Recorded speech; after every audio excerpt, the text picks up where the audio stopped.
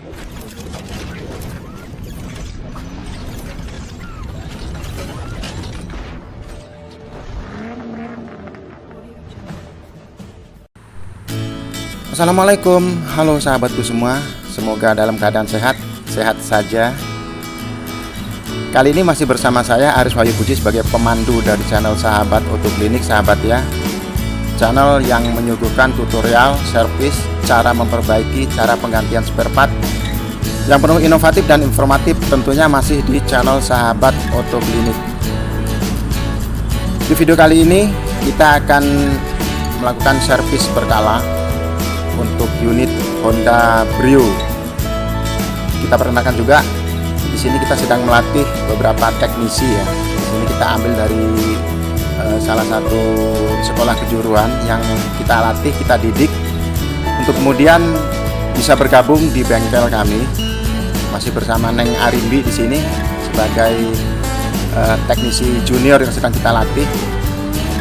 Di video kali ini kita akan melakukan cara perawatan ringan, mulai dari tune up, pengecekan air conditioning atau AC, kemudian servis rem, kaki-kaki, juga pengecekan busi, sistem pengapian dan penggantian oli sesuai pada kilometer yang sudah pada waktunya. Nanti kan ada data di setiap servis, nanti diberikan data tentang penggantian di kilometer berikutnya.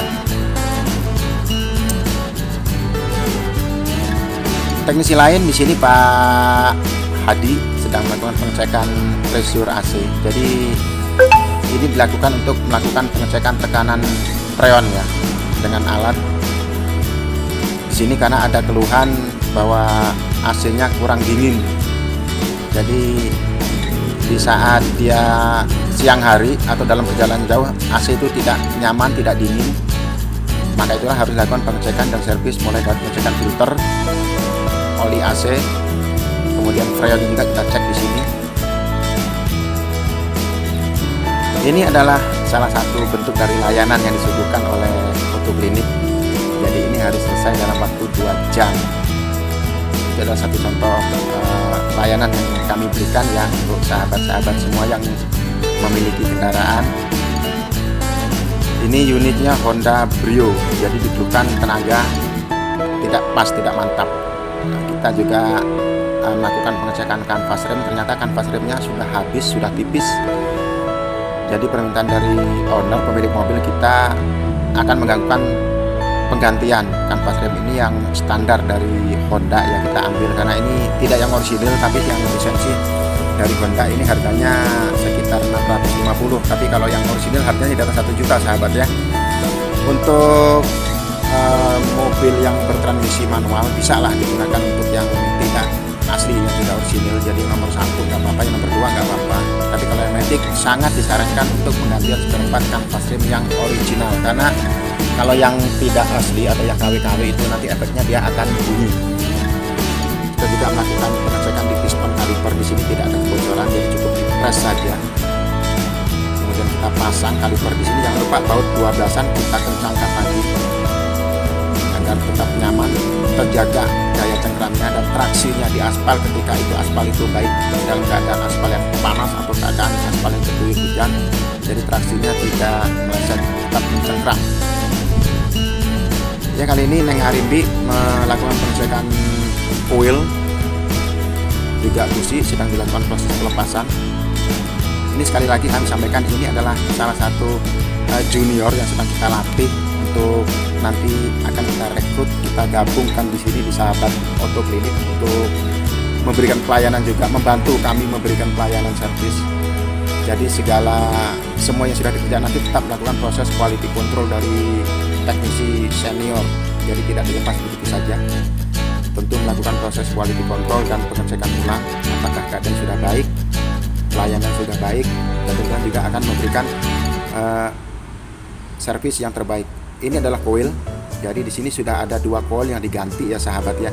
Jadi kalau yang asli ini yang warna hitam. Kalau yang 2 ini warna merah ini sudah diganti dengan menggunakan jas lama, tapi yang VTEC sama, cuman dia soketnya beda, lebih kecil. Jadi bisa dipangkas di sini, bisa diperkecil karena ini kan soketnya kecil. Jadi harus dipakai yang besar. Jadi harus dipangkas. Kalau ini kan lebar.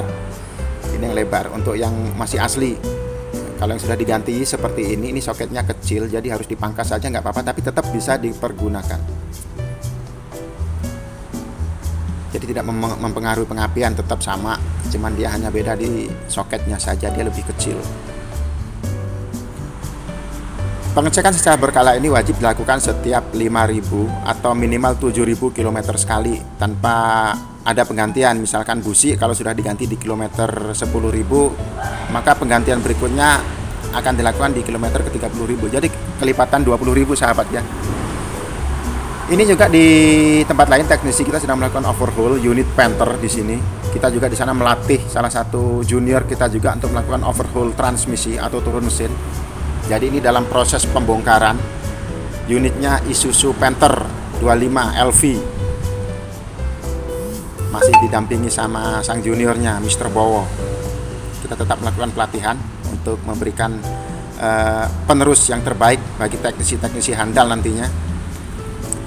Untuk Honda Mobrio, rem belakang masih menggunakan drum atau tromol. Jadi kita setel di sini ada pembersihan tromol, kita amplas ya agar tidak ada debu. Kemudian nanti disemprot dengan air dari kompresor angin ya, agar cengkramannya nanti merata, memberikan cengkraman dan traksi yang terbaik. Jadi tidak terjadi slip atau rem yang kurang pakem. Di sini kita melakukan pengecekan. Semprot dulu dengan udara sahabat ya. Ini sound aslinya kita matikan. Setelah melakukan penyetelan busi, pembersihan dan pengecekan kelayakan penggunaan busi, maka busi bisa dipasang kembali sesuai dengan tempatnya, yaitu di bagian belakang kalau Honda Brio. Karena di bagian depan itu di sana ada injeksi. Kalau Honda Brio ada di bagian belakang. Jadi emangnya tempatnya agak sempit. Tapi teknisi harus bisa melakukan ini, melepaskan ini. Lakukan pekerjaan ini dengan hati-hati. Pengecekan filter udara juga wajib dilakukan. Apabila sudah layak tidak layak untuk dipergunakan maka wajib diganti. Tapi kalau masih bisa digunakan cukup disemprot dengan angin dari kompresor saja. Jadi dibersihkan. Karena penggantian filter udara itu direkomendasikan per 20.000 km atau tergantung dengan rute kendaraan ya. Sering keluar kota atau sering di jalan yang berdebu, itu juga menentukan kebersihan dan keawetan filter udara. Setelah melakukan pengecekan, penggantian kanvas, maka yang terakhir adalah kita melakukan pemasangan kembali. Kita pastikan bahwa roda ini terpasang dengan baik dengan pengecekan 4 unit baut rodanya. Kita kencangkan sampai maksimal agar tidak terjadi kesalahan, tidak lepas di dalam perjalanan.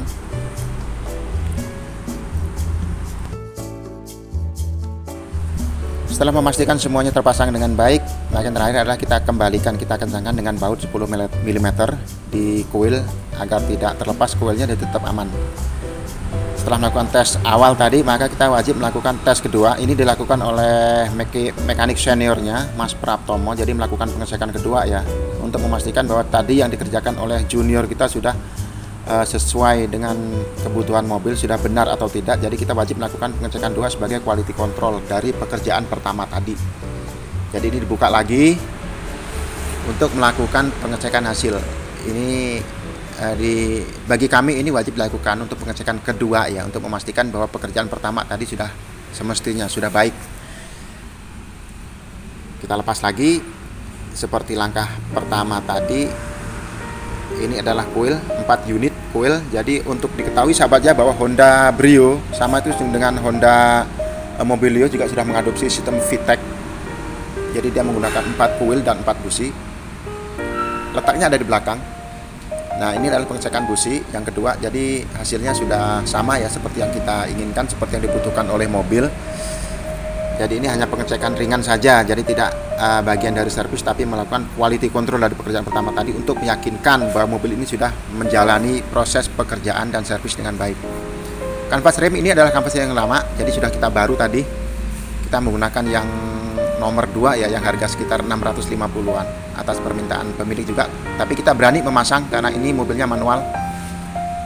Pengecekan seal karet dan juga seal kaliper juga piston wajib dilakukan, tidak ada kebocoran di sana. Kemudian pengecekan fan belt, tidak ada keretakan, jadi masih layak dipergunakan. Kita pertahankan untuk di kilometer sampai dengan kilometer 10.000 berikutnya. Ini adalah pengecekan kedua dari tromol karena Honda Brio masih menggunakan tromol untuk rem belakangnya. Jadi semuanya sudah baik, sudah di setel. Kita lakukan pemasangan kembali tromolnya setelah kita lakukan pembersihan tadi.